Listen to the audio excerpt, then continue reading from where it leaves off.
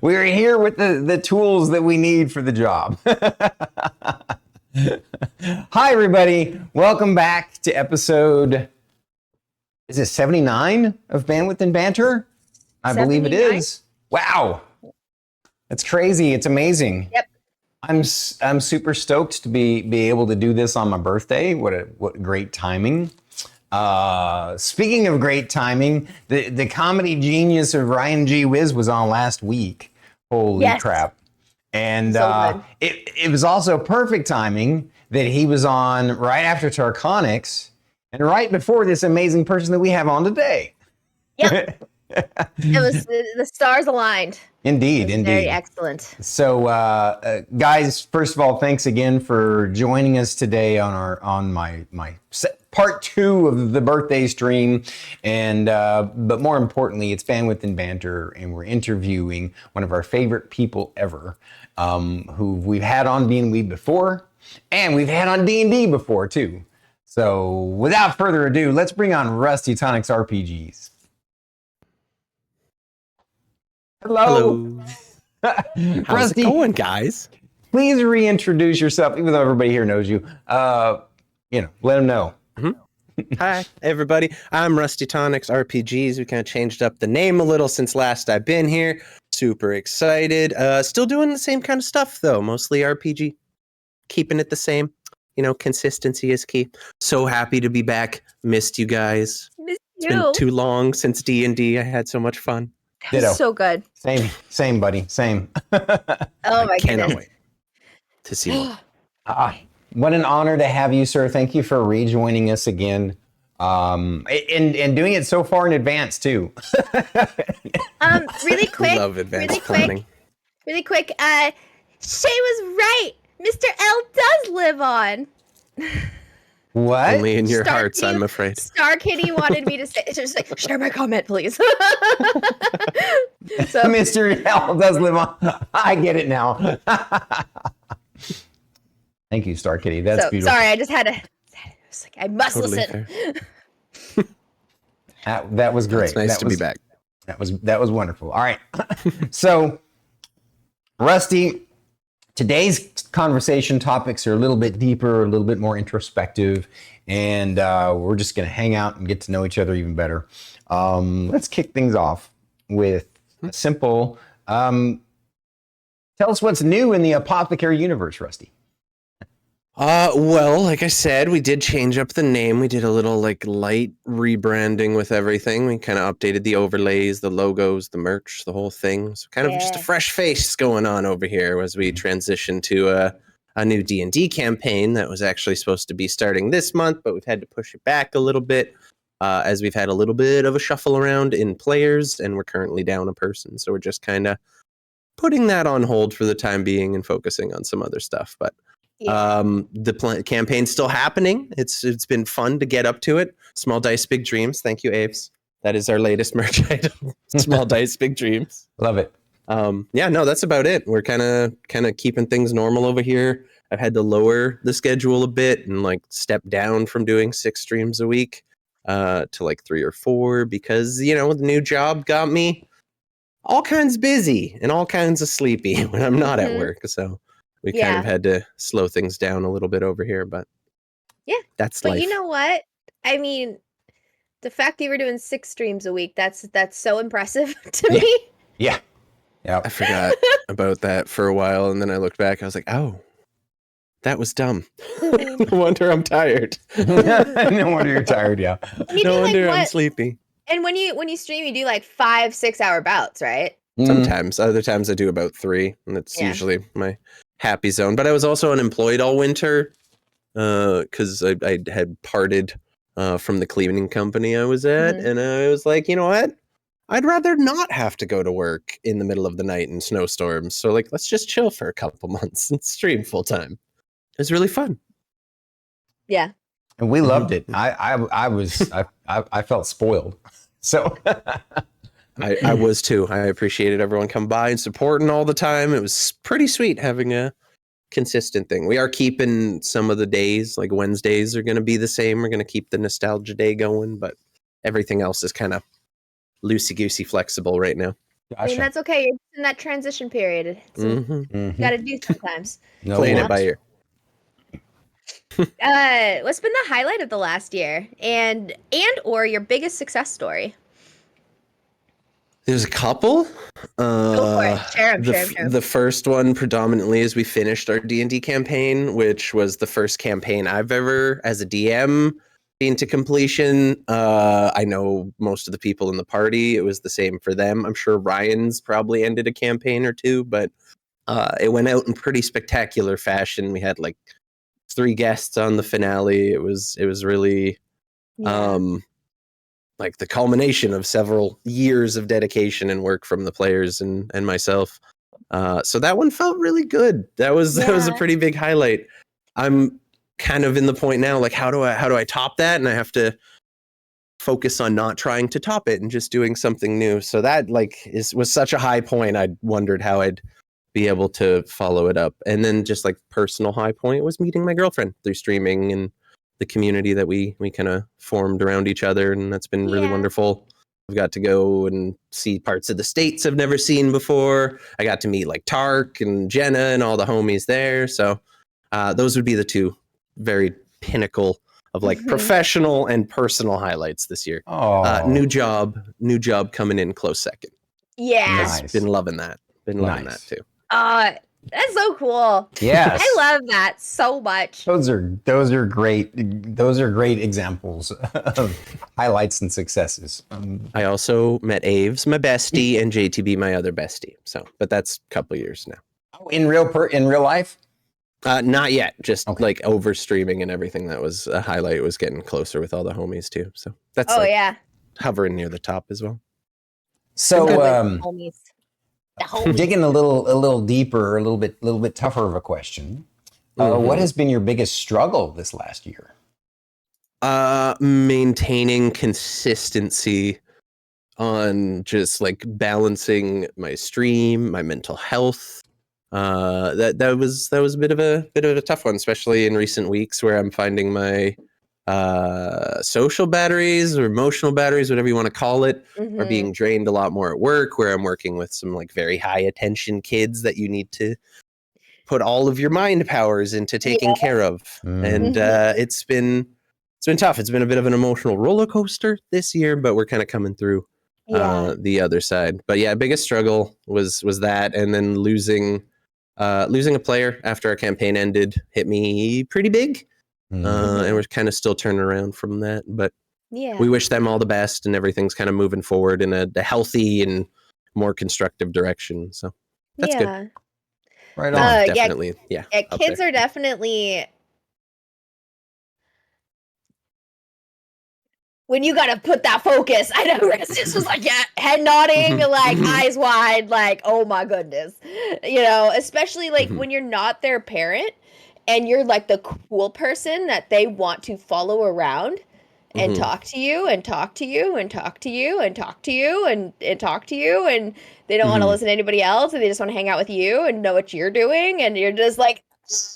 So I find that's it with the younger kids. Like I find I actually enjoy that more because like I work with a lot of like one of the clients I work with is quite a bit younger, and it's been great working with them.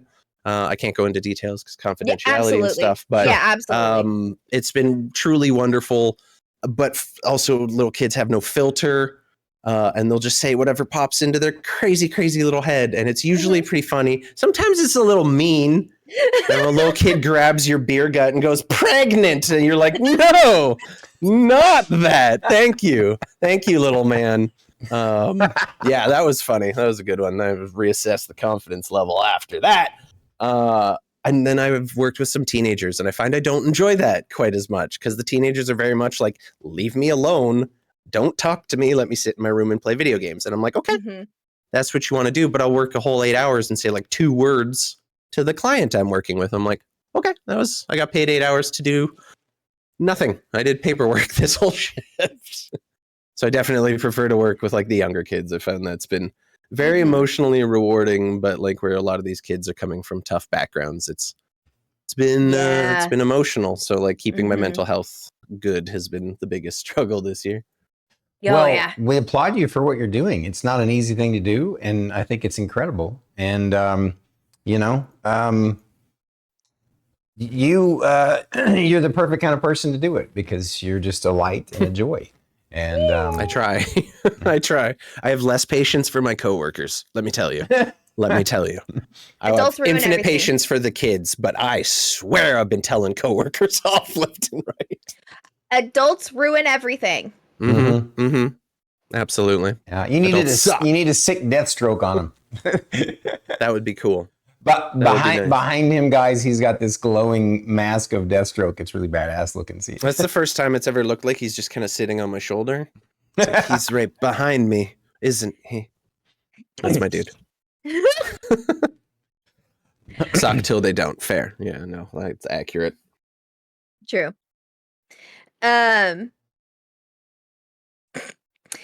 Sorry, that's funny. Rusty, what's your greatest fear? Oh, just crippling fear of inadequacy, like 100%. 100%, like constant. Am I good enough? Am I doing enough to make a name for myself, to achieve the things I want to do? Yeah, and it's just, that's it. That's like just fear of not being good enough and not being able to accomplish the things I want to do. Mm-hmm. I'm okay with obscurity. I'm not afraid of obscurity, but like on my way to obscurity, I want to make sure I'm doing my best at becoming obscure. You know what I mean? Like if I'm gonna go that road, I'm gonna do it with 100% of my gusto. Well, on that note, just straight up constructive philosophical thinking. In reality, then, your goals are actually pretty easy because if your goal is to be successful at making your mark, all you have to do is move forward, right? And as you move forward, you'll have successes that will propel you to other successes, and that's how you face that fear. And so a lot of people don't necessarily get to face their fears every day.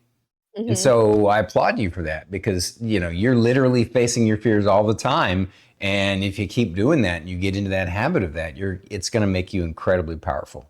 Like, I try. Mostly I just want to make sure I'm doing like the most I can for the people that are around me and making sure everyone's in a good spot when I can. Mm-hmm. Mm-hmm. Yeah. Mm-hmm. Don't forget though, you got to take care of you too and let other people lift you up too. You're amazing. That's what the little kids are for. They make me feel so good. They're so sweet. They're the best. Like I literally when we were talking to Ryan, the conversation got brought up where I'm like there's the adults hanging out talking about adults things, and then there's me hanging out with the kids throwing Arby's in a gross pool because that's way more fun than talking about I'm gonna buy a house and we're gonna get married and no, I'd rather talk about how good my aim is when I throw Orbeez at kids. Like that's what I'd rather talk about. We love Orbeez. Orbeez are a big hit with the children, I gotta say. What's the Orbeez? They're fun. They are so fun. Tiny little hyper water absorbent balls that are like microscopically big, and then when you put water in them, they go boop, and they pop up to about like small paintball size, maybe a little smaller than that. And they have a really weird squishy texture. Yeah, kids love them. Yeah. Like when you use them for like texture, like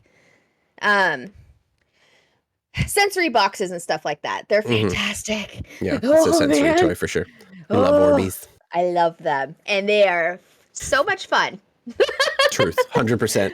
Sensory boxes. For some reason, I'm reminded of like the kinds of not the professional ones where you go pay money to haunted houses during Halloween, but the like run by a school or a church or something, and you go in that one section for the kids, and they have like a bowl of things, and they're supposed to like be blindfolded and touch it. It's supposed to be like eyeballs or brains. Basically, yep. Sorry, I'm gonna derail really quick. So I grew up, my brother has autism. And he was doing a lot of like occupational therapy, like when we were growing up, occupational speech therapy and all that. And so I grew up with those, like having those like sensory boxes where there would be like rice in one, beans, like different shaped beans in another. And it was literally just to help learn how, like to teach how to to not be overwhelmed and be desensitized to different textures and stuff like that. So I grew up with having these like sensory things. So anytime I have like a tactile sensory thing that I can just like fondle, it's fantastic. Absolutely. They are very popular, especially with the autistic children, like the one I work with several myself, and they love a little bin of funny textures to play with. Like it's right up there at the top of the things they enjoy. You just set honestly, the best. You heard it here today, folks. Druid likes to fondle texture. I do. I really do. I really do. It's fantastic. Except like the microfiber cloths, certain textures I cannot do. But I'm just microfiber cloths are horrible. I use them to clean all the time. They're the worst. Yeah, those. It's like they feel like they want to stick to your hand or something. If I put my hand on it and I lift it up and it sticks to my, I'm good. Fair, valid. But I like the tangents. That's the whole point of this more loose and open conversation style. But getting back on track here, Rusty, what do you value most in a friendship? Loyalty, easily. That is first and foremost the main thing that I look for in people I social with, and not like, oh, I did something for you, now do something for me. Not like that. Just people that I know when the chips are down will have my back when I need them to. And like some people don't like conflict, so it's not even necessarily like standing up for me or anything like that. It's just people who have my best interests at heart, and that's the same thing I try to give to all of my friends, where I'm trying to make sure that they're all covered, and that's the kind of give and take I kind of look for. I feel like I have found that in spades with my people. With all of the community over here. They've all been wonderful. Let's go. So have you guys. It's been great. Same. It's amazing. Rusty? Oh, go ahead, Druid. I'm sorry. Oh, I was just going to say, Rusty's under the protection of Stormkeep. If anybody ever harms. And it's amazing. All the banners. all the banners. We shall mobilize. It's amazing. The apothecary's just right across the street, and we just intertrade with each other all the time. Works out great. Oh yeah, the trade is fantastic. Are you gonna say, Stormy?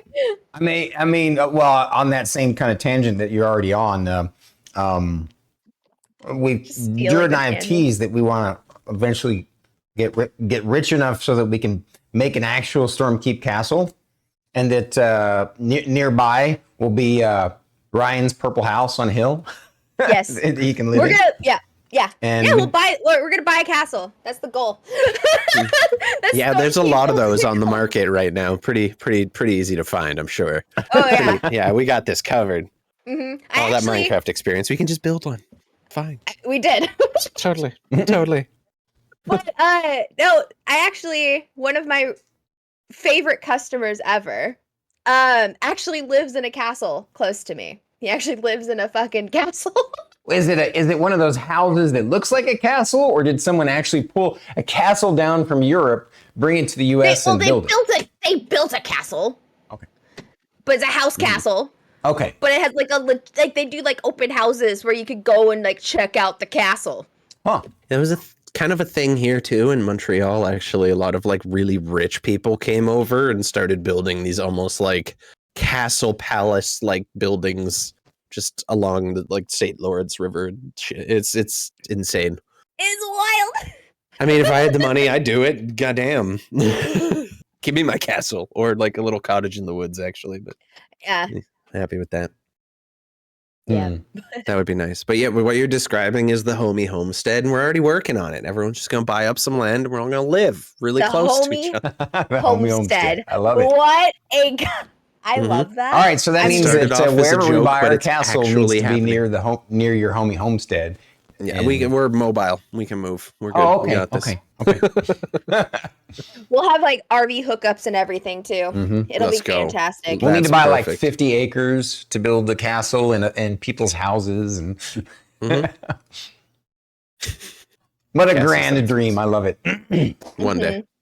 And I want to thank you for sharing what you value most in a friendship. And you're right, like loyalty. The way you put it, it's not just like loyalty, like it's basically you want to lift up your friends the way they lift you up. You want them to be happy. It's Yep. Yeah. Just I talk people shit who to your have- face. Sorry, go ahead. Exactly. It's just like people who have their best interests. Like Kieran in chat here. You guys have we go back and forth with each other constantly. There's entire streams we've done where we're just screaming at each other, just yelling nonsensical stuff. And it's a great time. We truly love our little chaotic things. But I know when the chips are down, like Kieran will throw down. Kieran will drop that band hamper faster than anybody in my stream. Like, dude's got it on lockdown. He's like, bam! Yeah. Yeah, no. Yeah, 100%. Talk shit to your face, defend you behind your back, like 100%. And Absolutely. He'd draw that katana for any of us, IRL. A little hard on his old joints now, but he's still pretty nimble for his age. Don't be teasing about old now. You'll make me laugh. Love you, Kieran. Love you, Kieran. Old man. Did you just wake up from a nap, old man? It's good. We have a good relationship. CBJ! Ooh. Look at those 5 gifted subs. Oh my God, seriously? Thank you. Arigato gozaimasu. I appreciate you, Subijay. You made my day. Thank you. What an awesome birthday gift. She dropped some the other day too. So it's like 10. Wow. Thank you. Uh-oh. What? Survivalist Gaming. I know, that's so funny. What? Survivalist Gaming said, "Is Kieran the name of the retirement home or the streamer?" JK. Oh my God, that's funny. That is so funny. Thank you, Survivalist. I love that. All right, Rusty. We're gonna Me talk, me lord. talk. Oh wow, thanks, Tark. Look at that hype train that's happening now. Oh wow. Oh, we're hype training. Let's go. Woo woo. Thank you guys for the hype train. Holy crap. I was not expecting this on B&B Day. Sorry there's no happy birthday. Sound associated with it today. We try and avoid that on B&B Day and D&D Day. Understandably so. Basically when I stream from this PC. Where's the cake? I demand cake. Yes, I made sure there was some at the store near you. Just pop on down. You might have to pay a small fee to get it. Small delivery, small service fee. Absolutely understandable. Yeah. They have all the flavors too. It's like, It's so cool. Yep. Be nice to your cake decorators nearby. Their hands hurt. Just know that. That's true. Yeah, 100%. 100%. Piping bags are a pain in the ass. Not a fan. You've done that? Yeah, I've tried. You guys have that in common. Talk. I've never done it professionally, but I've baked before and like, damn, piping bags suck. They are awful. best. They are awful. The worst. I used to cake decorate when I worked in the grocery business, and let me tell you, I can't use controllers anymore for long periods of time because of the damage that has happened to my hands because of it. But I've made some cool stuff. I've decorated like 2 cakes and it ended up with like horrible cramping by the end of it. Like, it's not pleasant. Yeah. Don't recommend. It is the worst. Do not recommend unless you are so passionate. Don't do it just Unless the decorating of cakes is your only reason for existing. Fate. I'm not even going to acknowledge that. I had to go to the doctor because of my thumb pain from Cuphead. Thanks, Lee. There's so much Cuphead. There was so much cups. It's unreasonable how many cups there were. See, Name one thing that was harder this year than you thought it would be, and one thing that was easier. Fuck. That's tough. Sorry for the language. It's okay. Don't worry about it. Tough was ending the D&D campaign, I will say. Because, like, as excited as I was to do it, the amount of anxiety and stress and just, like... it was like the conclusion was such that I was, like...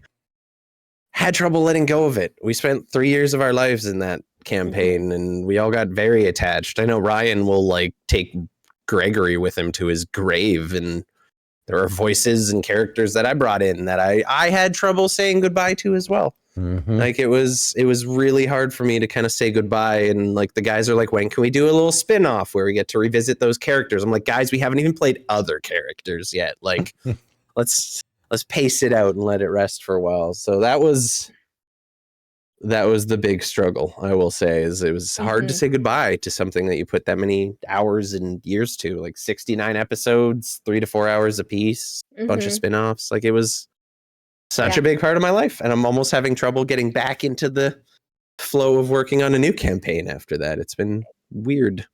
You will. Yeah. I'm confident in you. I believe in you. I think you're an amazing DM and a great storyteller, so I have no doubt. Yeah, I appreciate that. And I totally get what you're experiencing and feeling. I've experienced and felt it many times.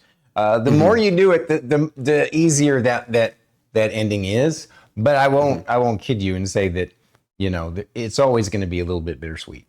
Yeah, it was just such a big part of my life and everyone's life that it was really kind of hard to step away.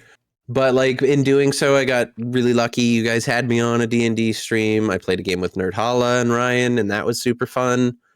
I've gotten just enough D&D that I'm, like, not fiending just yet, so I'm taking my time getting the new campaign ready. But, like, I'm missing it a lot. Saying goodbye was hard.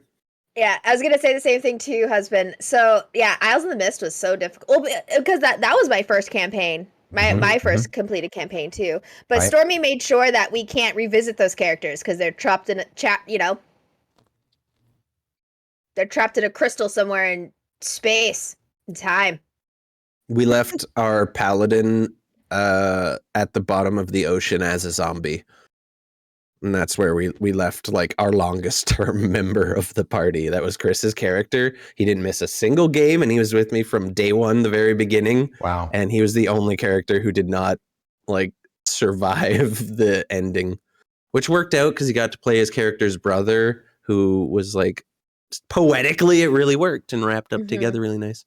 Nice. I'd say something that was easier than I expected it to be was just, like, actually transitioning to a full-time stream schedule.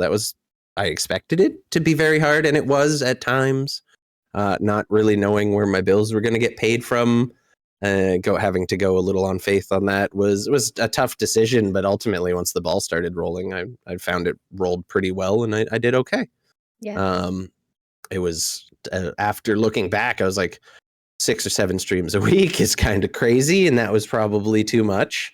But yeah, that was my income for 3 months straight, and I had a wonderful time doing it. So it was kind of easy stepping into that role and focusing entirely on content. I did towards the end start to miss, like, having a consistent work schedule where I actually, like, leave the house and interact with people in real life. That was a hard transition too, just going on things that are hard to do. Transitioning back to having coworkers was a big one because I worked alone as a nighttime cleaner, cleaning spas and veterinarians and stuff alone. And now I'm surrounded by kids and, like, 4 staff a day every day. It was a big old adjustment. Big difference between the two. What a point. Wow. Yeah. People always want to talk, and I'm like, I'm cool talking with the kids, but once the kids go to bed, I'm very much in, like, okay, everybody shut up and let me do my paperwork and just don't talk to me. Yeah. I can't handle it. It's too much.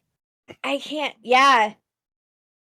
Yeah, it was really the first 2 or 3 weeks, like, days in particular, like, I would hop in Discord with my girlfriend and be like, can we just hang out in a private chat where no one else can come in? I don't have the ability to handle social interaction right now. That was a big one. What's up, Citrus buddy? Citrus. Other highlights this year has been working on some tunes with Sir Citrus. Shout out to making music with the homies. Is he a streamer? I love it. Should we shout him out? I don't think he streams now or has any intention of doing so. Well, we're gonna shout him out probably anyway, okay on that. awesome. Give him some love just in case, because he's a good dude. He streamed World of Warcraft once. Yep, there you go. many moons ago. Love it. But yeah, no, that's like the easy and difficult things, where easy was streaming full time for a little bit and like getting that step away from working life and the 9 to 5, 9 p.m. to 5 a.m., mind you. But yeah, that was a bit. Hey, what's up, Kayla? How you doing? Oh, so cute. You guys are so Is that cute. somebody's sweetie pie? I think that's somebody's sweetie pie. I absolutely love how, like, when Kayla pops in, you're like, oh, hi. And then my husband pops in, and I'm like, heck that guy, whatever. Don't listen to him. Don't look at him too long. Oh, man. I'm quite smitten. That's thanks, babe. I hope you're having a good day at work. Goodness, that's so funny. Oh, thank you for brightening our B&B with your lovey-dovey. I love it. It's so cute. No, bashful. Anyway. Wait, how long have you guys Transition. been together now officially? Like, sorry, I'm going to ask that question, like, out of turn. No, I that's have fine. the That's anniversary what this written is on the about. calendar. Officially, only a couple months. We were kind of seeing each other for a while before that. Yeah, so you Quite a while. Yeah. Mm-hmm. Like I went down last October, so that would probably be where things really got moving. Maybe around July. So it's about a year, a couple months. It's just still such a cute, blossoming relationship. I love it. So what's really funny is, like, Fate and I were talking last night about, like, the beginning of our relationship versus now. And we were, the smitten, the love struck in the beginning, like, it's so fun. It's so cute. It's fun to watch other people just fall in love. I don't know. Pretty crazy. Also, Kayla, you weren't here for it, but you were one of the highlights of my year, just so you know. That's true. Yes. Yeah, she wasn't here for that part. I can confirm he did say that. Fuck you. Oh, okay. Fuck you. Was that Druid saying that to Fate? Yeah. Okay. It was all a lie. It was all a lie. This is what happens after, 8 years together. You're like, get out of my chat. Go away. Get back to work. Why are you here? Yeah. Get back in the kitchen and make me some pie. No, I'm just kidding. All kinds of bashful and shit. Now we're moving on. Reef. Flutters, the heart flutters. Ugh. All right, this is a fun question. It digs deep into your psyche. Not really. It's fun. If you were to die and come back as a person or a thing, who or what would it be?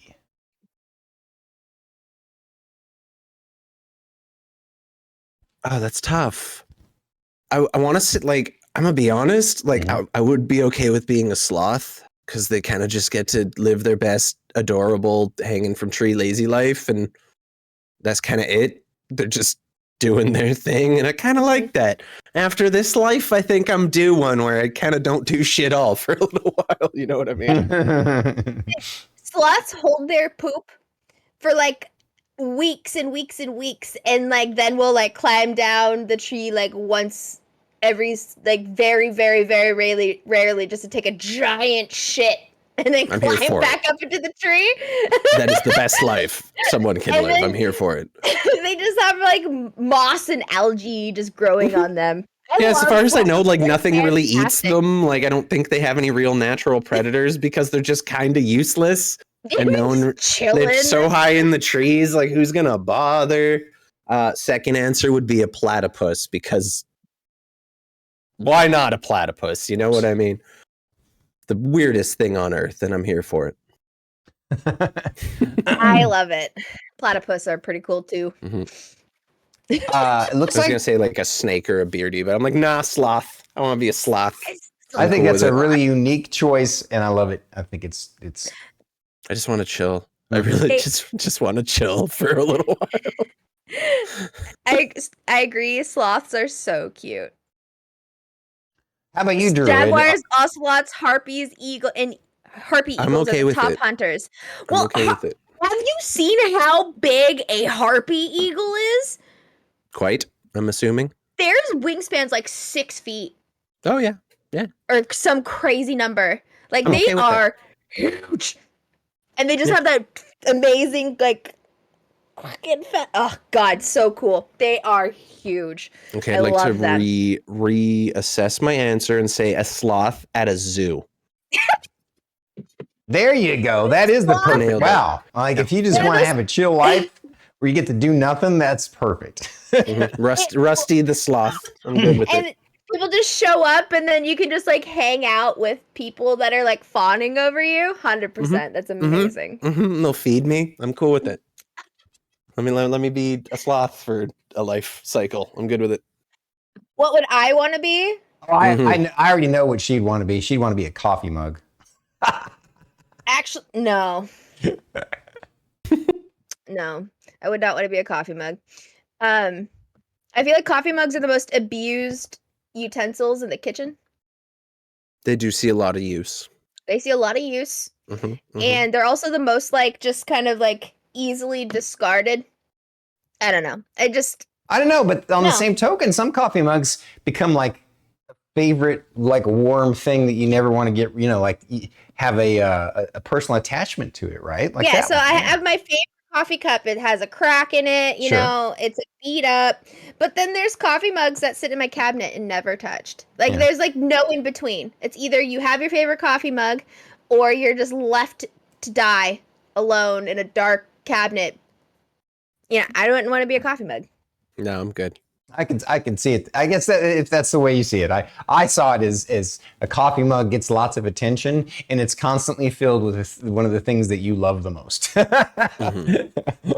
I will say I have that favorite mug that I have, like, had for the last 5 years or more. Been with me the whole time. All of the labels are coming off and everything.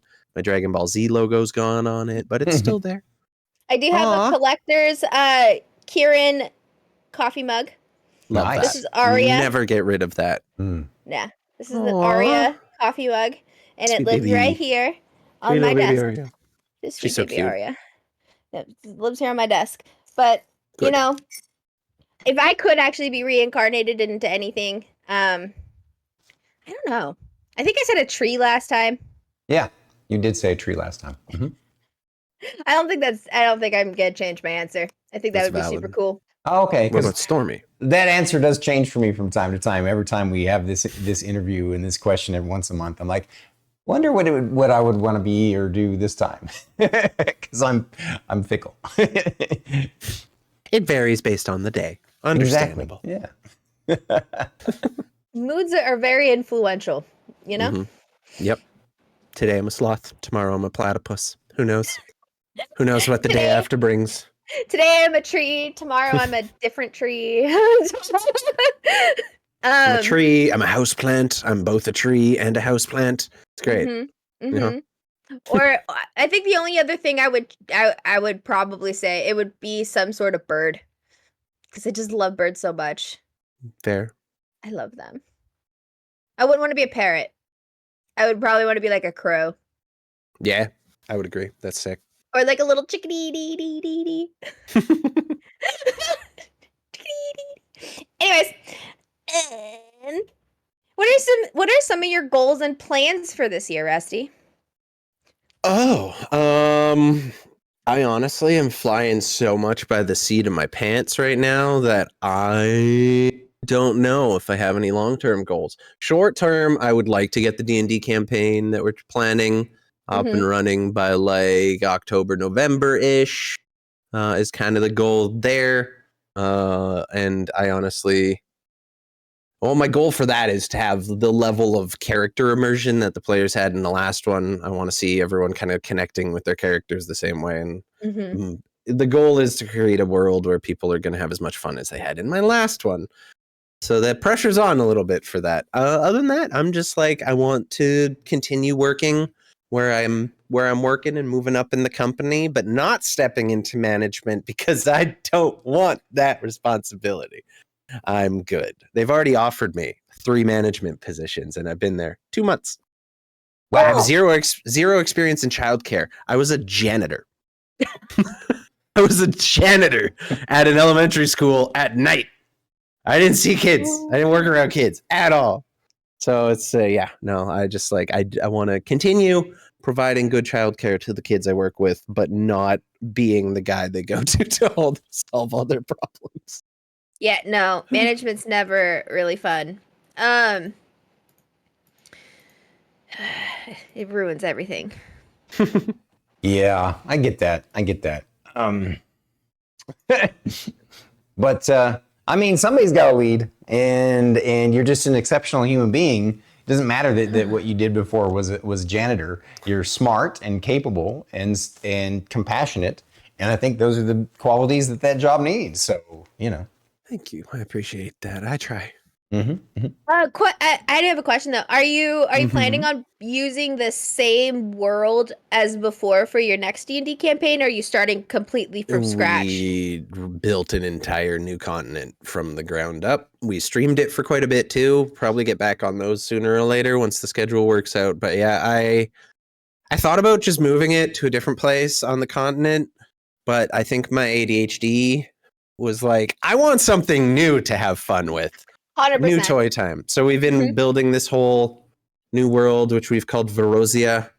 It's very spoopy, kind of creepy.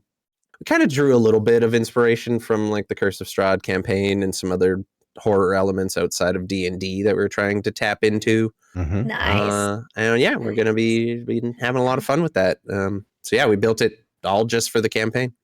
Cool. Kind of all centered around them. It's going to be more like political focused with like different trade companies vying for power on kind of a new world. So we're kind of going with a new world kind of vibe for it. I love it. I love it. I do too. I'm very excited. From what I've seen of the art style and some of the crafting and world building from the streams that you did, I'm impressed and can't wait for it. I'm super excited. I can't wait. I really like, despite the loss of a player and me kind of taking a step back, because that did really take the wind out of my sails. I was really upset about that. I felt it was good to take a break and kind of look back at it. And I've already seen some things I want to fix and kind of improve and mess around with. And yeah, we're testing out some new homebrew rules that I'm kind of wanting to experiment with, and we're incorporating like disease and plague and all kinds of different horror elements. It's going to be pretty intense. I love it. A lot darker than our last one. I think our last one I based it on a cartoon that I developed in film school because we had to write a show or pitch for a show. I wrote a cartoon called The Adventures of Dandy Dandor. He was just a lovable, but albeit very stupid barbarian-esque character. Kind of like Conan, but like if Conan was just the friendliest person on Earth. And the whole thing was like he tried to avoid violent situations and ended up getting into them no matter what he did. And that was the whole thing. So I based that campaign in that world. It was all played in my cartoon that I had developed. That's why our last campaign was so ridiculous. We had weird talking Pegasus and all kinds of different fantastical stuff. And this time we're stepping very much away from that and going for like a just slightly pre-industrial era kind of vibe, where like the industrialization has begun to creep into society, and you know, factories are pouring smoke into the sky 24/7 type vibes. It's going in very industrial London kind of feel. So almost steampunk for some of the cities. Cool. Almost, we were getting, I would say, steampunk adjacent, because I don't know enough about steampunk or the culture around it or anything to comfortably say it's steampunk, but there's definitely some like mechanical advances happening and new power sources being experimented with and stuff like that. So yes, I'd say steampunk adjacent, just steampunk right inspired. Yeah, it would be if I knew anything about steampunk. I'll be honest. It's a world I'm completely unfamiliar with.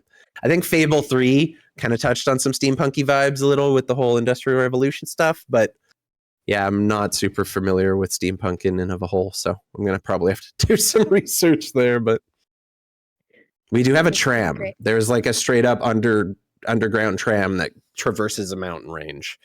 So it feels a little steampunky now that I'm talking about it. I mean, what really is steampunk though, besides cool and industrial? Well, all right. So this is our last regular question of the chat today, the talk today. So for the last question of Rusty Tonics talk, what do you want people to know about you, RustyTonixRPGs? Oh God, that's tough. I recently became a Croc enthusiast. I don't know if that's important, but we love Crocs now. That's the thing. That's a big one. I don't know if there's anything I want people to know per se. I have a pretty open book with the community about stuff. Just overall, I think I just want people to know if they approach me with kindness and respect, they will receive the same thing tenfold. At every opportunity. Shout out to Crocs. Yes, shout out to Crocs. 10 out of 10. Okay, Crocs. question though. Like, why Crocs? Like, what is it about Crocs? I don't know. I hated them. They look stupid as hell. Not a fan. I'm like, those are dumb. And I started working with kids and going to lakes and pools, and I was tired of always having to take my shoes off and change. So I'm like, I'm gonna put goddamn Crocs on my feet. And here we are now. It's great. I can just walk right into the water with my Crocs on. Not getting my feet cut by little rocks. Wonderful. Yeah. Plus, they're like, you can accessorize them. Let's go. I'm not judging Crocs. I just hate shoes in general. I'm judging Crocs. Yes, but I do prefer being barefoot. Even like when I'm wearing my Van slip-ons, I'm like sock free all the time. Not a fan. Yeah. I don't like the way sandals feel either, though. So I'm kind of just stuck.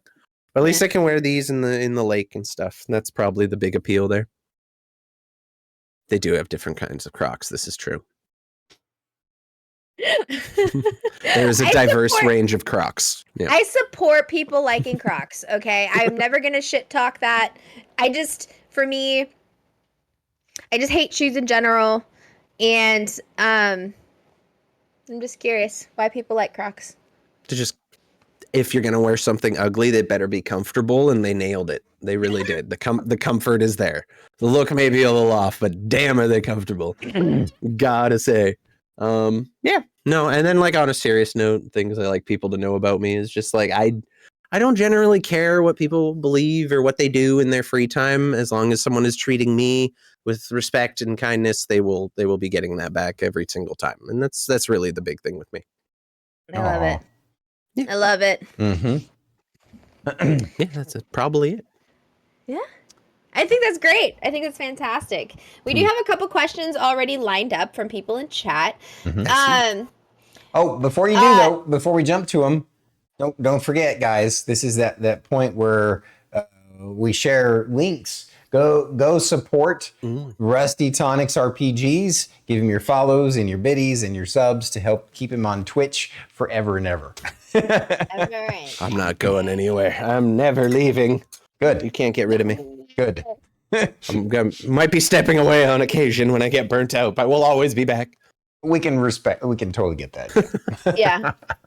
I appreciate you guys having me and shout me out and stuff. It's always a pleasure to be here. Love you guys. We have to. It's just so like we have to spread the love and shine light on great people. You know, that's the whole point of this. And she said. I love it. We love you. We appreciate you. I'm happy to be here for officially the second time on B&B and third time on Stormy Stream. It's been a privilege every single time, truly. Thank you. Ditto. Tarkonix asks for Rusty, how do you feel about that Dark Souls 1 first playthrough poses as a medical remedy for a stressful life? Yeah, there's a big backstory there. So I used to have like a sub wheel where if someone subbed, we'd spin a wheel and they'd get like, oh, request a game to play on stream and I'll buy it and play it. Those little things like that. Eat a nasty flavored jelly bean. Tark landed on pick a game. Mind you, this was like a day or two after my ex-fiance and I split. And I was going through the emotional ringer and he's like, I think this will distract you.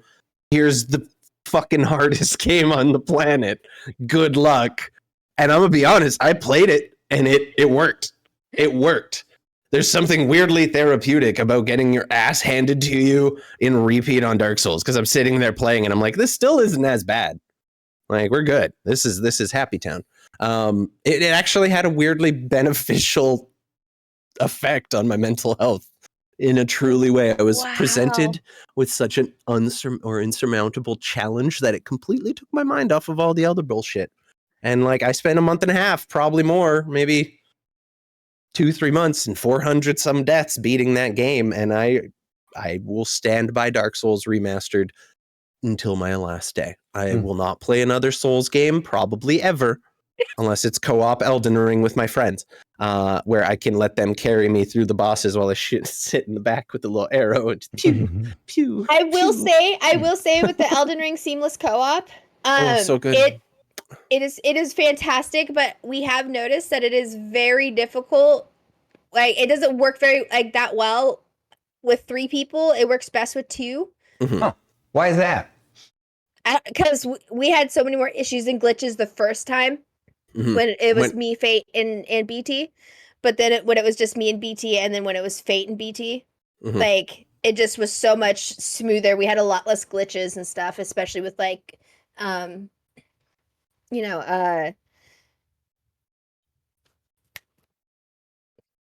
invasions and stuff like that. Okay. Gotcha.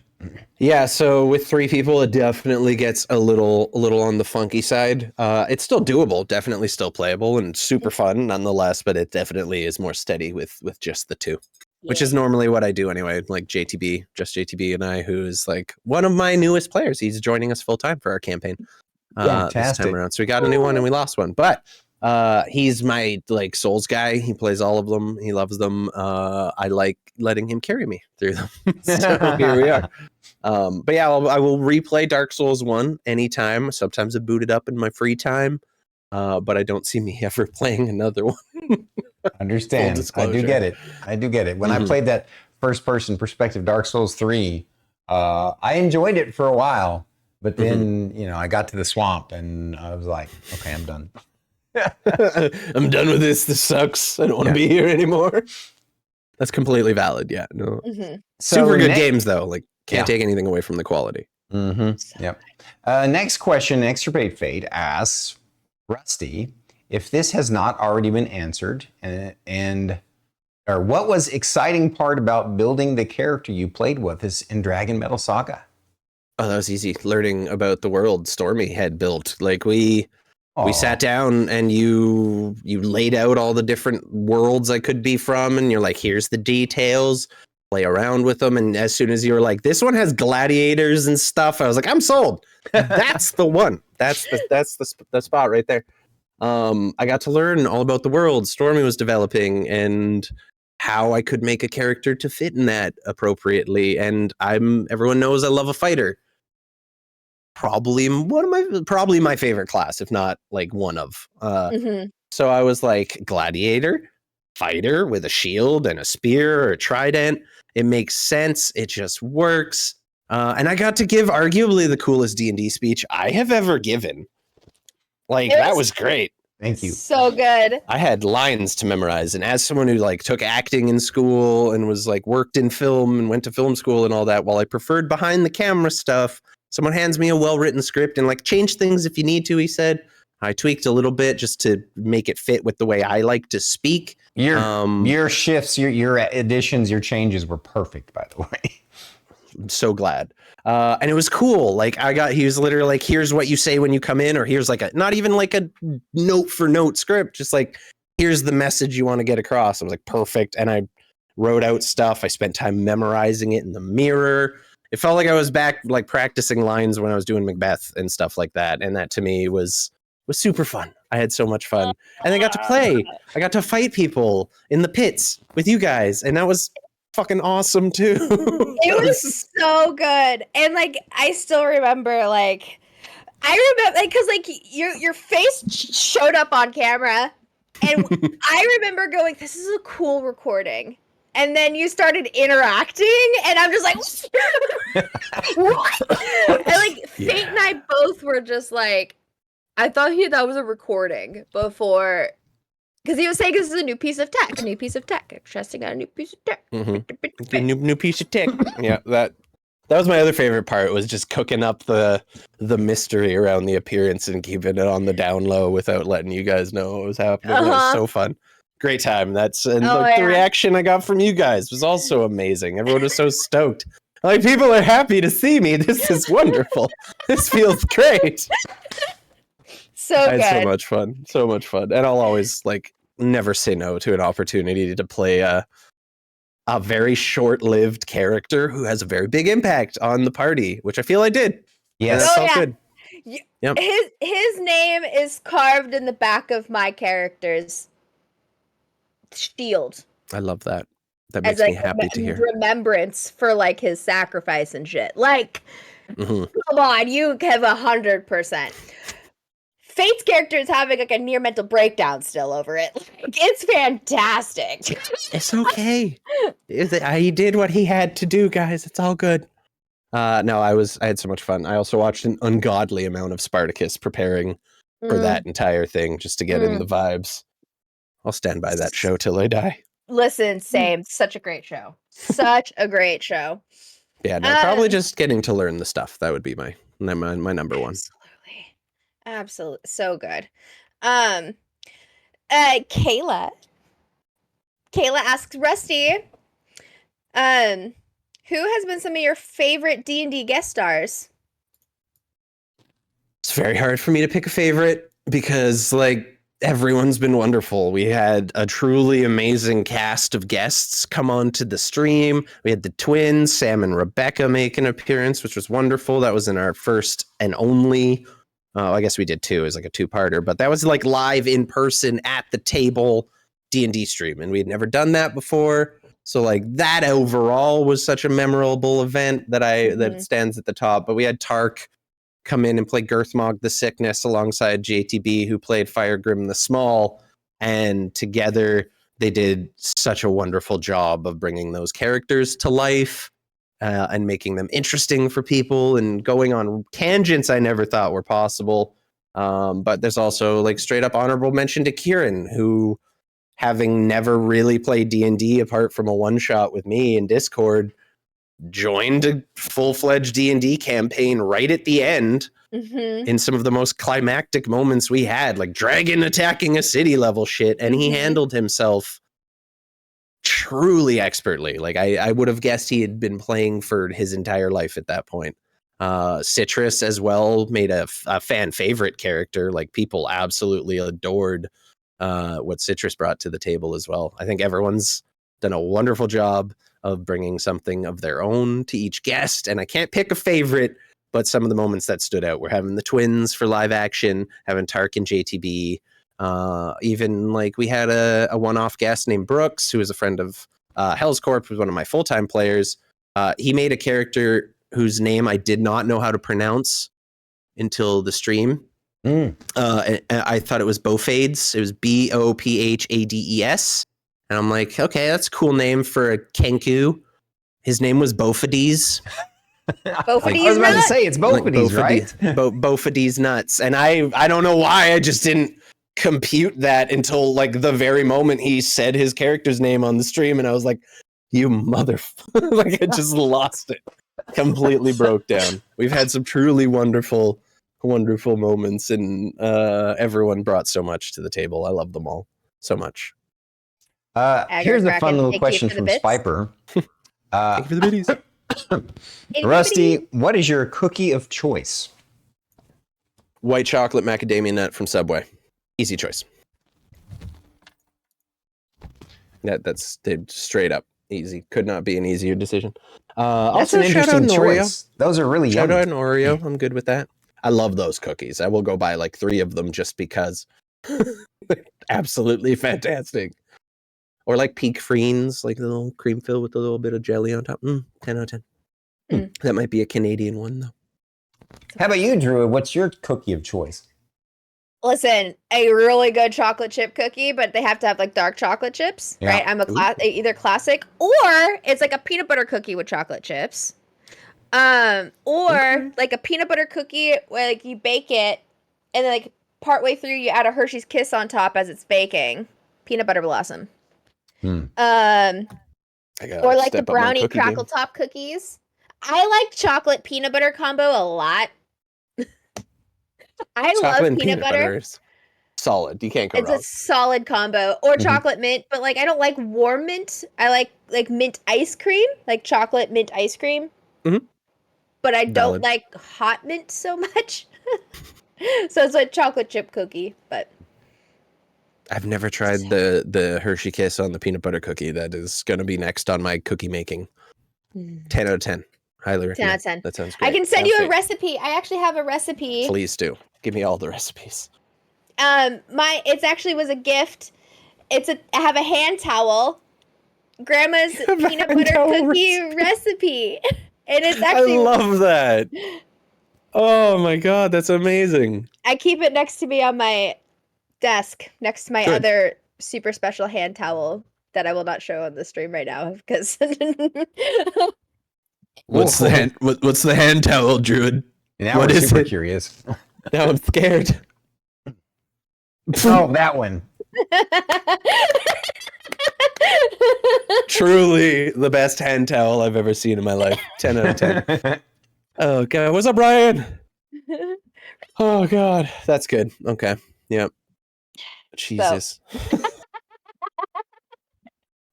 They sit side by side on my desk. I'm so happy. Sir Citrus asks, Rusty, thoughts on the updates on the player's handbook and classes overall? Is there potential to use outdated class features in the new campaign? Updated, not outdated. Updated class features. I'm a level with y'all. This is a DM confession. I've never read the original player's handbook for 50 or the DM's guide or any other piece of published material. Everything I know about D&D I learned from watching other people play it. Yeah, so I don't have any input on the changes because I don't know what they are. And yeah, I'm sure they're fine. Yeah, no, as far as I know, the plan is to stick with what we know from 50. But like, I'm easy. Like, if people want to bring some of the new stuff to the table and be like, I think this is cool, I'm gonna be completely fine with that because, I mean, yeah, I'm open. I think some of the changes have been positively talked about, just from what I've heard through extension. There's some classes that got really, really nice. We're kind of even going back a little bit with some, like we have a Drake Warden Ranger who, instead of giving like an animal spirit or like a pet drake, I'm giving him a baby dragon. Like it's a thing. I don't really like this whole new Ranger thing where it's like you summon a spirit of the wild and it can just disappear and come back. In the Ranger himself, JTB, we also discussed like the opportunity or potential of losing your Ranger pet would be such a definitive and heartbreaking moment for a character that we didn't want to rob him of that. And he's like, I don't even know what the hell I'd do if that happened. And I'm like, I guess you become a fighter or you train a new pet and you branch off in other directions. And like, so we're kind of actually going back even like pre-Tasha's with the Ranger class. So kind of just going with a wide spread of rules and playing it as we go. I find that's kind of my favorite way to do it anyway. I know some of the new Druid stuff sounds pretty cool though. So I'll have to check it out. I think it's an amazing coincidence that one of your players in your new campaign created a Drake Warden Ranger, because Starkitty's Shay character is a Drake Warden Ranger, and the fact that both you and I came to the same conclusion, we're going to make a variant of it because we don't like the way the mechanics work as is. And instead, she has the little purple dragon kitty that hangs out with her and transforms into the dragon for a certain number of rounds, and then goes back to being the kitty. Totally awesome way to handle that. I absolutely think that's perfect as well. Yeah, and that's what I love about D&D is like, yeah, there's rules, but like you can also just use your common sense to change those rules. It's fun. Rules are meant to be broken anyway. Who cares? Exactly. The only rule we don't break is the rule of cool, dude. Yeah. But like, yeah, no. I'm just like, I want people to have fun and whatever character they bring to the table.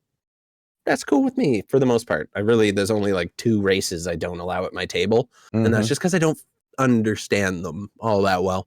Oh, really? Like one is like now I'm curious. Kalish. What are those? I think it was Kalish Tar was one I just don't generally have, and Simic hybrids from, can't remember where those came from. Shit. But those are kind of the 2, just because they don't really fit with the lore and the established stuff that we have going in the campaign. Other than that, the players know they can make whatever they want. You want to make a centaur? That's totally cool too. Just understand that not everyone has centaur-friendly buildings, and you may run into some difficulty in places, like stuff like that.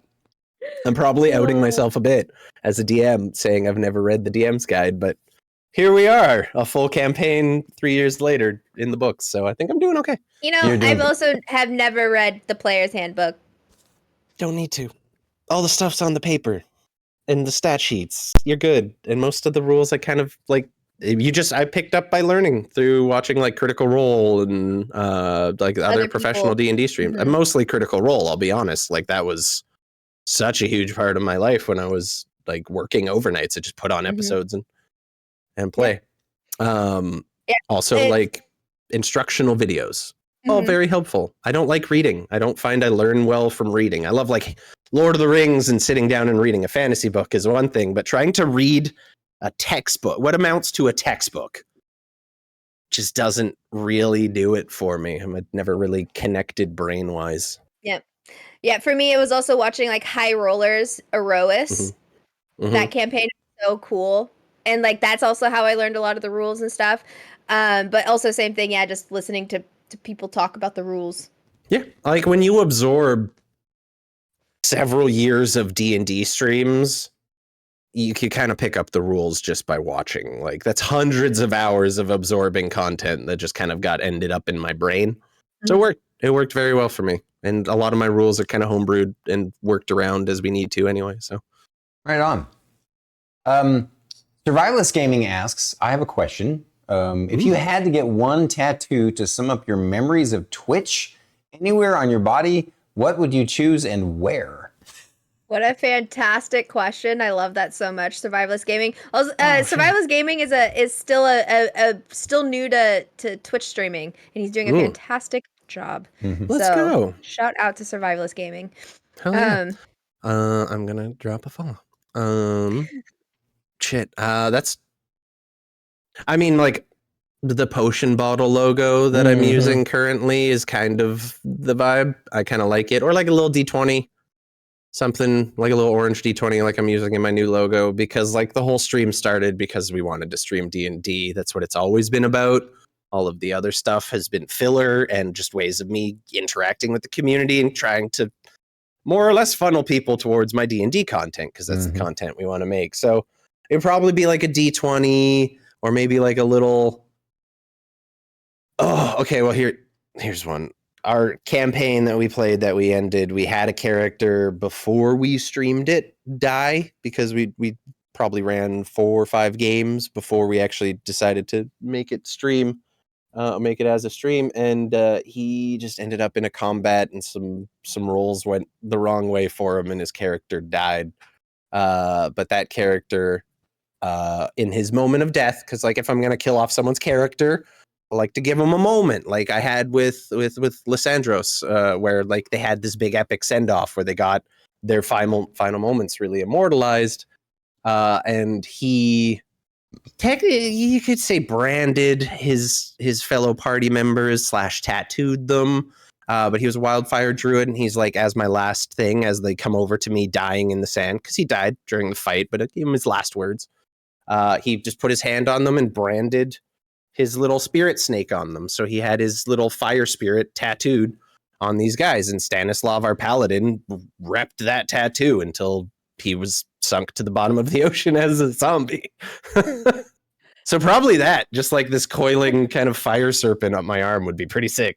Nice. And that would really go over that. Yeah, that would be cool. Wow, that's I'd probably so cool. Go with that. It was such and it's like, there's nothing in the rules for branding your fucking party members. He's like, can I do this? I'm like, yeah, you're dying. Do whatever you want. Like you're... Nobody's going to argue with you. I will say, the only thing that I will never... So BT has let his Twitch chat decide a tattoo for him. And I said, I will never do that. But I would let BT tattoo me if I ever met him in person. So that's how I would immortalize, is just whatever bullshit BT decides. I guess that's gonna happen. I would get tattooed by one of the homies. That would be great. Yeah, we love that. Shout out getting tattooed by your friends. Exactly. Yeah, no, I'd have to go fire serpent. I think that would cover it, or like a D20 or something simple like that. I like it. Kill DG asks. Also, hi, Kill DG. Hi, Kill. Question: as a person with many, can you move your cursor from the question in the middle of the question? It really throws me off. My little brain hole sucks. Unhighlight it, please. Oh my God! Just read it.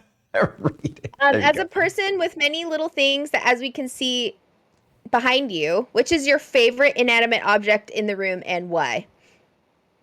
Oh, that's not fair. There's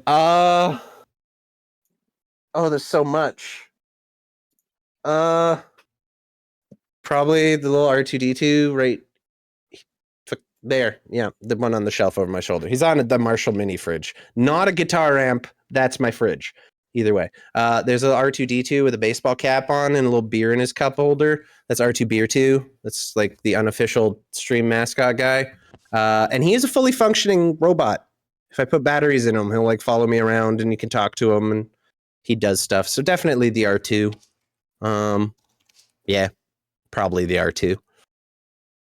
He has a beer. He has a cup holder with a beer in it. What's not to love? I love it. That one's hard to see, but you can kind of see him. He's just chilling. That's his kind of thing. I would like to get a better camera so you can see more of the background better, but for now it works. It seems like a good camera. It's just the Logitech 1080p one. I also have a set of miniature Dragon Balls that are definitely at the top of my list of favorite things, which is funny because I'm not a big anime consumer, but Dragon Ball goes hard. It does. Mm-hmm. It does. It does. It still does to this day. So a lot of the kids I work with watch it. Oh, this is a great question. I think this is actually a perfect question, a perfect person to start wrapping up the show. Although, if you have some questions for us, we would love to chat for a little bit longer. But this question comes from your own Kayla Dam. Rusty, what guest star would you love to bring on the show that you haven't yet? That's tough. That's really hard because there's so many wonderful, wonderful, wonderful people over here. I mean, I'd love to have either of you guys on the stream. I would love to maybe like one day, perhaps just run an on-stream one-shot where I get all of you, the whole group, Tom, XP, Druid, and Stormy, and I'll just run a game for you guys. Listen, because that might be fun. Would love to have any of you. I'd be privileged to have any of you guys. There's so many people. I want to try to convince Kayla to guest one day, but she's still very much in her just playing on Discord. We have a campaign going. It was supposed to be like a one shot, but we have a campaign going with Tark, Kayla, Jenna, and Jenna's partner Matt, and it's also been really wonderful. So I'm trying to get Kayla on stream. So yeah, you, Kayla. Kayla. Yeah. Kayla, it will be okay. Let me just tell you really quick, Kayla. It'll be okay because if Star Kitty can do it, you can do it. Star Kitty was also very, very afraid when she went to go on camera. Mm-hmm. And committed to a full ass campaign. So if you're afraid, and now she's starting her own channel and is streaming. Okay, I heard. If you have any questions or concerns or just want somebody to talk to, Star Kitty is a great person to ask those kinds of questions to. Just shout out to Star Kitty. There's my plug. Look how seamless that plug was. Seamless plug. For one. Let's go. I will unabashedly shout out Star Kitty. Yes. It's like literally Monday. So but for real though, like Star Kitty's a great person to talk to if you are afraid. But you should just do it. It'll be awesome. We'd love to see it. I think just getting comfortable with like the RP while learning all the rules and stuff is a big adjustment for people. Mm-hmm. So yeah, at their own time. But I'd love to have Kayla. I'd love to have any of you guys. That would all be very wonderful. And then there's some IRL friends that I have in town. I'd love to have get on and pop in for a couple guest offs. We've had Citrus. I'd love to have Citrus back again. At this point, we're kind of going to be having a lot of guests on because we're kind of looking to fill a fourth place without like actively filling the fourth place yet. So we're kind of trying people out and seeing how they go with the party chemistry and going from there. There's like a long list of guests. It's like 10, 20 people long at this point, and you guys are right at the top. So need to make that happen. I also like Yeah, if people are like nice enough to have me on their stream, like those are obviously the people I'm going to ask first to come guest on mine, because like it's a big deal to invite folks over, and like it's super cool. Well, it's big list. There's nothing but time as we navigate the river of Twitch together.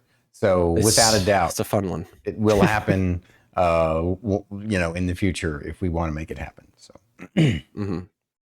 Mm-hmm. It would be great to have any of you guys on there. Absolutely. I agree. I think it would be amazing, and it would be an honor and a treat. Just like it's been an honor and a treat to have you on again for the second time. Rusty, you're just a beautiful, wonderful person, and you're doing great. And nice. I appreciate all your success stories and all the stuff you shared with us today. Is there any last things that you want to say or ask or talk to? I mean, I do have one question, but I do want to say thank you for having me in the first place and inviting me on, especially for your birthday. That's a big deal. Big happy birthday for Stormy. Happy birthday, Stormy. Made my birthday, and my birthday ain't even here yet. It's been great. I truly had a good time. I would say my only question would be, if you could change anything about the way the Lysandros appearance went, what would you change? And it can't be not killing me. That needs to happen. That happens one way or another. If there was like an interaction you would have liked to see happen or anything like that, that's kind of what I'm thinking. I'll let Druid answer that one first. That's a hard question. Actually, I know.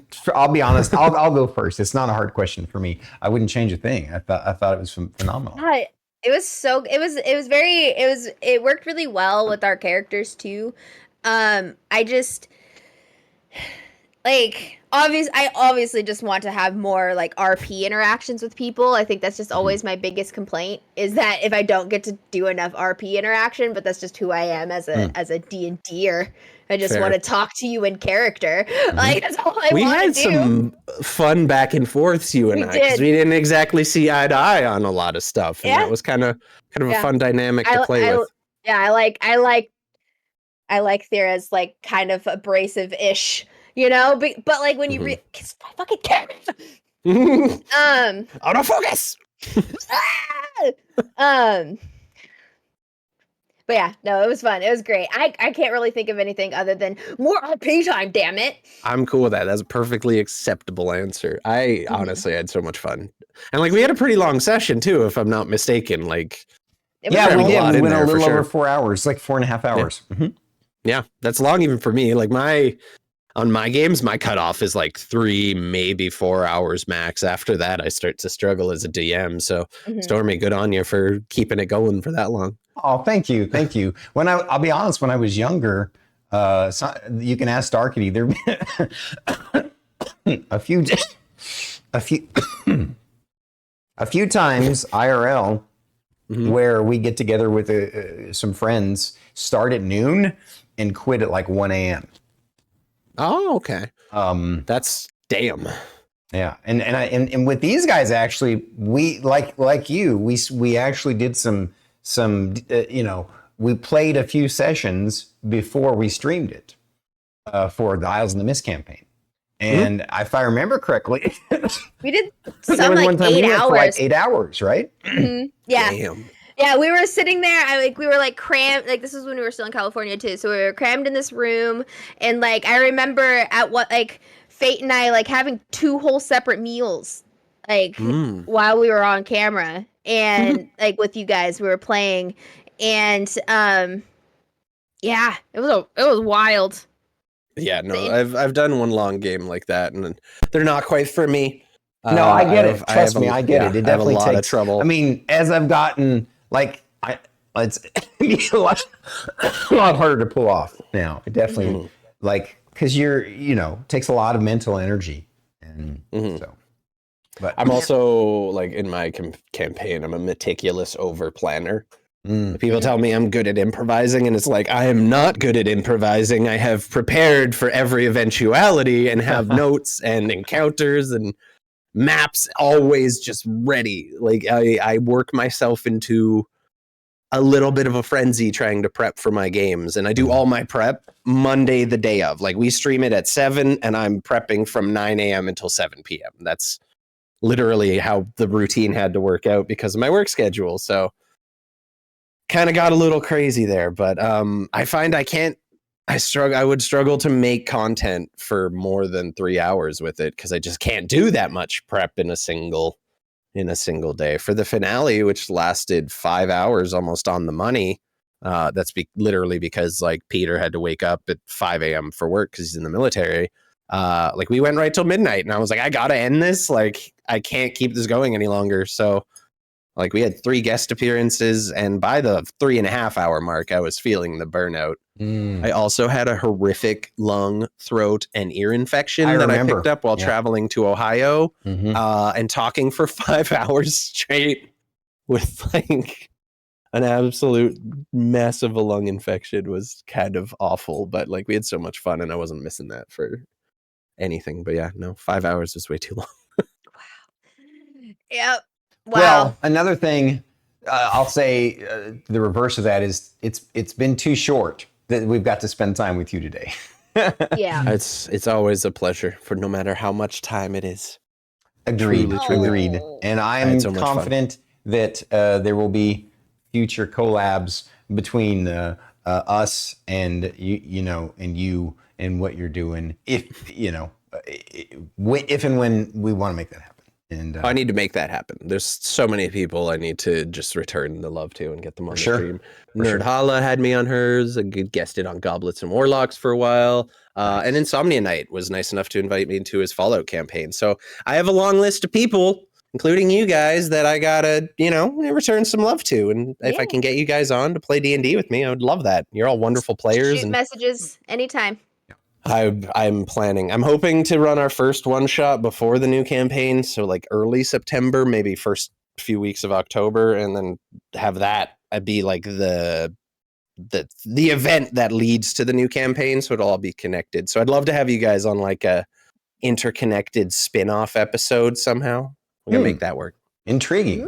Thanks for sharing this on stream. That's the hope. Like, if I can ever get anybody, that's kind of what we're doing. It's just these like one-off that are connected to the story and affect it in a way. Yeah. So like, if I could have any of y'all, I would be truly blessed to do so. Awesome. Yeah, we will discuss more for sure. I love it. For sure. And with that, it's sad to say, it's time to wrap up. Thank you, Rusty, for coming on the show today. It's been a treasure and a treat. It was an absolute treat. Everyone go support this amazing, wonderful DM and human being. Give him all your love and support on Twitch. Thanks again, you guys. Thank you so much for having me. I'll see you guys in the chat after. Bye. Bye, everybody.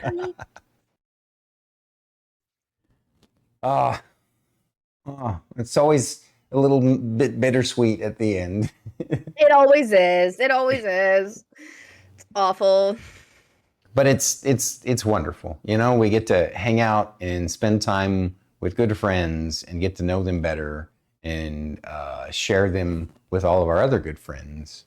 And what Rusty said earlier was just true. It's amazing how many friend circles that Twitch has helped all of us create in our lives.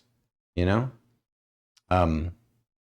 is part 3 again? Oh, you're talking about part 3 of the birthday stream. Probably going to be at either 4:30 or probably around 4:30 p.m. Central Time is what we're looking at, and we'll figure out what we're gonna do.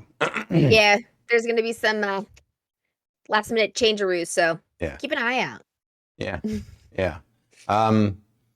Druid, who we have on next week?